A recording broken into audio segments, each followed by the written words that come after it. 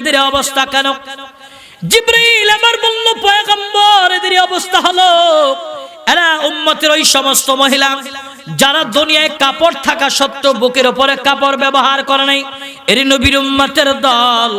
ও যুবক মুরব্বী পর্দার অন্তরালের মা ভালো করে বুঝো, নবী আমার আরেকটু আগালেন, আরেক দল মহিলাদেরকে পয়গম্বর আমার দেখতে পেলেন মাথার মধ্যে আগুনের আংটা লাগাইয়া আগুনের মধ্যে ভুনা করা হচ্ছেন।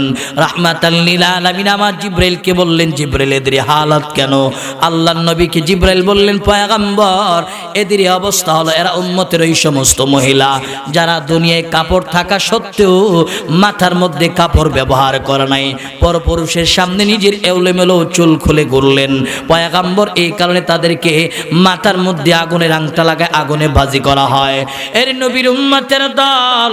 অতএব যুবক মুরব্বী পর্দার অন্তরালের মা আমি হলাম জিম্মাদার, আমার সন্তান নামাজ পড়ে না, আমাকে জিম্মাদারি নিয়ে পরিচালনা করা লাগবে। আমার সন্তান পর্দা করে না, আমাকে জিম্মাদারি নিতে হবে।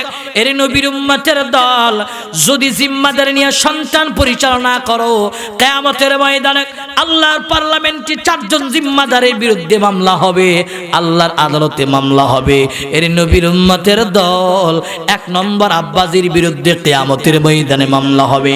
সন্তানগুলি গিয়ে বলবে, আল্লাহ আমার আব্বা জান আমি নামাজে যাইতাম না, আমার আব্বা জান নামাজে যাইতো আমারে নামাজে নেই নাই, আমার আব্বা জান রোজা রাখতো আমারে রোজা রাখার কথা বলে নাই, আমি মাজারে গিয়া কপাল ঠিকায়া সিজদা দিতাম, রব তোমার সাথে শিরক কাজ করতাম, আমার আব্বা জান বাধা দেই না। 1 নম্বর আল্লাহর পার্লামেন্টে বাবার বিরুদ্ধে মামলা হবে। এর নবীর উম্মতের দল।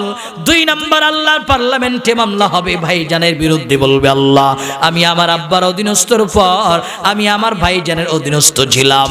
3 নম্বর মামলা হবে, বলবে আল্লাহ আমি আমার ভাইজানের অধীনস্থর পর আমি আমার স্বামীর অধীনস্থ ছিলাম, স্বামী আমারে পর্দার কথা বলে নাই, স্বামী আমারে নামাজের কথা বলে নাই। 4 নম্বরে মামলা হবে আল্লাহর পার্লামেন্টে আপন সন্তানের বিরুদ্ধে, বলবে আল্লাহ আমি আমার স্বামীর অধীনস্থর পর আমি আমার সন্তানের অধীনস্থ ছিলাম, সন্তান আমারে কোনোদিন নামাজের কথা বলে নাই, পর্দার কথা বলে নাই, অতএব পায়া ধরে বলে যায়, পায়া ধরে বলে যায় আজ থেকে সবাই সবার জিম্মাদারি নিয়ে পরিচালনা করো, নিজের সন্তানদের জিম্মাদারি নিয়ে পরিচালনা করো, মেয়ের জিম্মাদারি নিয়ে পরিচালনা করো। আর যদি না করো আল্লাহর পার্লামেন্টে কিন্তু আমার আপনার বিরুদ্ধে সন্তানগুলি মামলা দায়ের করবে।